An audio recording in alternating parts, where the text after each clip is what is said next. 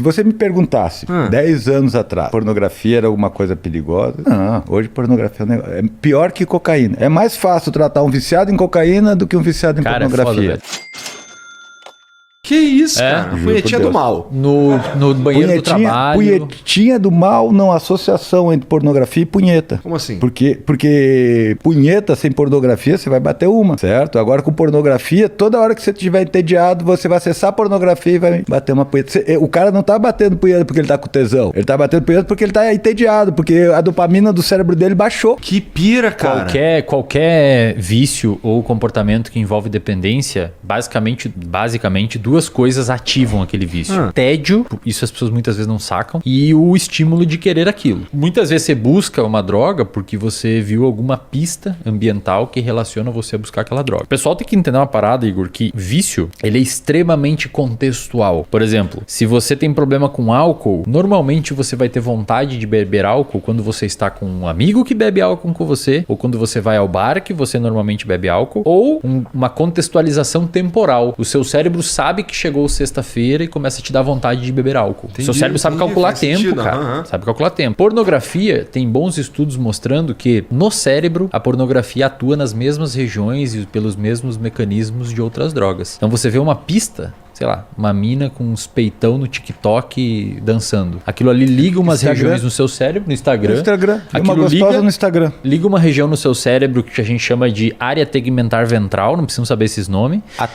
ATV, essa área joga neurônios, que são células do seu cérebro, tem ramificações de neurônios até uma região chamada núcleo acumbente, numa regiãozinha chamada estriado ventral. Fica no prosencéfalo basal. E lá, vocês não precisam saber desses nomes aí, cara. Mas é importante falar, meu. A galera que estuda isso daí, que depois gosta de pesquisar.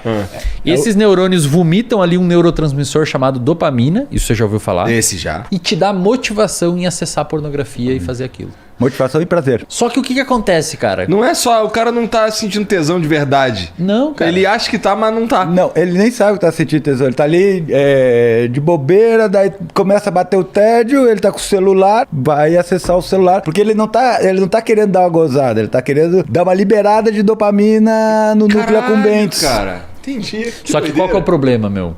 Esse núcleo acumbente, ele fica ao lado de uma região chamada de estriado dorsal. E a região do estriado dorsal é a região do nosso cérebro onde estão os vícios. Então você começa a liberar muita substância aqui por um mecanismo chamado de neuroplasticidade, ou seja, mudança conformacional do seu cérebro. Aquela circuitaria envolvida pela punheta migra...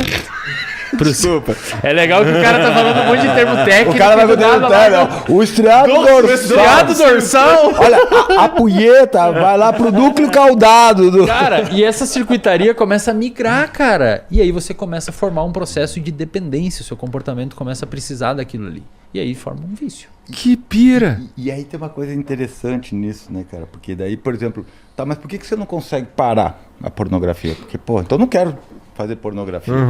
Porque a partir do momento que ela começa a dorsalizar, que nem ele está falando, né, ela vai criando uma rede, porque ele falou, é a rede do vício, não, é a rede do hábito. É o mesmo lugar. Você é cheio de hábito. Ali, na neuropsicologia, a gente diz que ali é a formação de esquemas, onde você forma aqueles comportamentos habituais que você não precisa prestar tanta atenção. Que você faz, tipo, dirigir carro. Cara, isso é muito estranho. Outro dia, cara...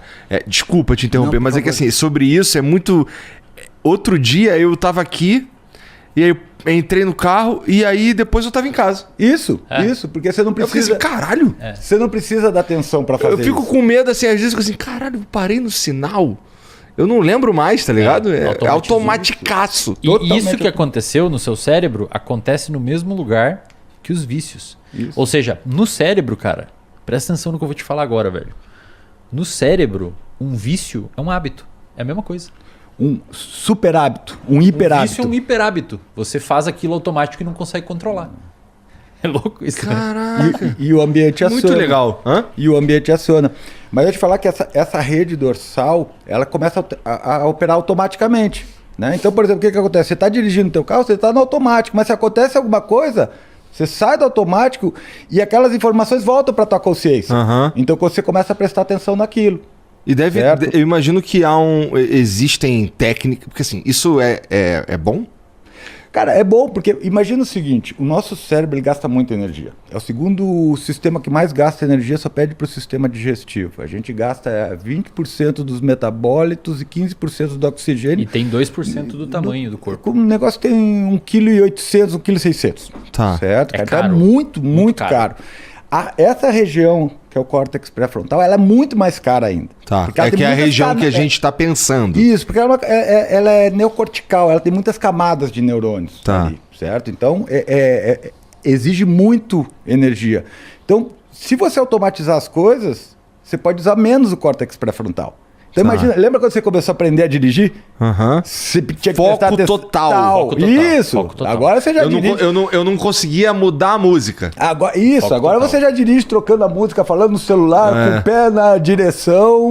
Tá. É mas- importante pra gente conseguir. Pensa assim, ó, essa região que forma os hábitos e os vícios, ela é mais lá pro meio, é mais ou menos como se fosse entre as suas duas orelhas, bem no meio das suas duas orelhas, no meio do cérebro. Tá. Essa região dos vícios e dos hábitos. Quando você vai adquirindo uma habilidade, o seu córtex pré-frontal precisa jogar o seu foco atencional para aquilo, mas com o tempo você vai automatizando para liberar o seu córtex pré-frontal para fazer outras coisas, tá ligado? Você Senão vai- imagina se você tivesse que pensar toda vez, mesmo jeito sempre para dirigir, Porra, canseiro que que não ia loucura. se dirigir. É. Você vai migrando isso para essa região que ele falou, que a gente chama de núcleos basais. São 3 núcleos principais, putame, caudado e globo pálido, né? E abaixo tem esses núcleos que ele falou, daí tem uns outros núcleozinhos. E no meio disso tudo a punheta.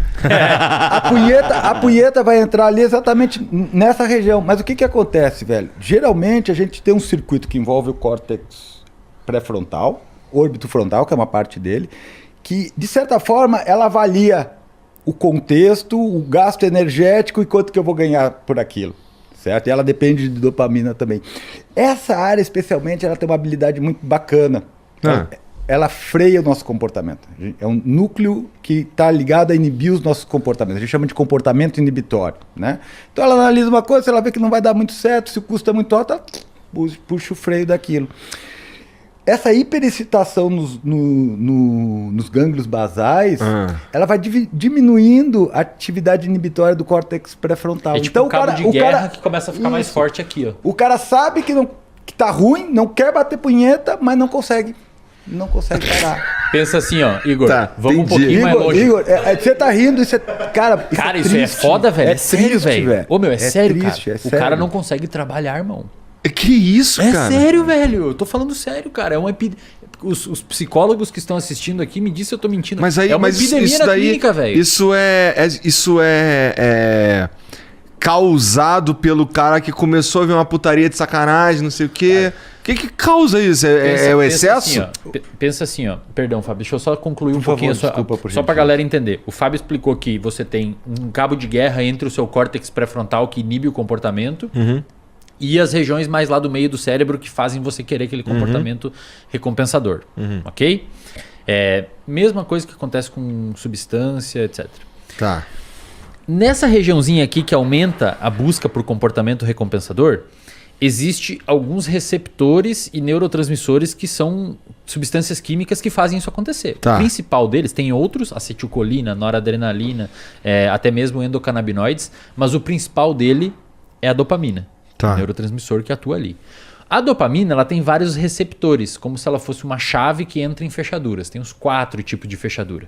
Uma em específico que está nessa região é o que a gente chama de receptor de dopamina D2.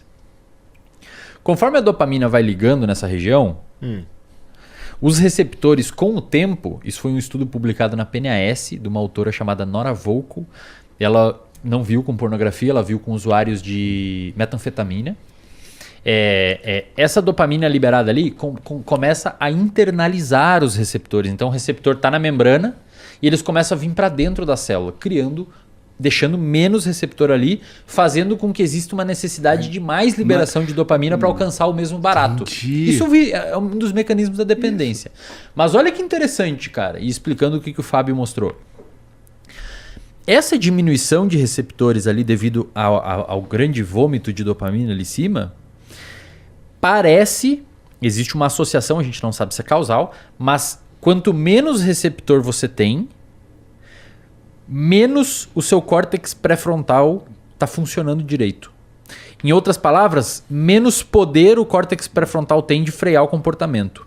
E isso cria um ciclo vicioso, porque você tem menos receptor, você precisa de mais substância que diminui o receptor. E eu não tenho cada vez menos freio. Cada vez menos freio. E aí o cara não só precisa mais de droga, como ele tem menos poder de frear o uso. Caraca, então basicamente, se eu tô entendendo, existem pessoas que são tão dependentes de pornografia quanto existem pessoas que são dependentes de maconha, por exemplo, drogas. Qualquer maconha, cocaína, exatamente. Dá pra considerar a pornografia uma droga do ponto de vista que vocês estão... Dá pra considerar o uso de cocaína um hábito. Tá. Isso. Tá.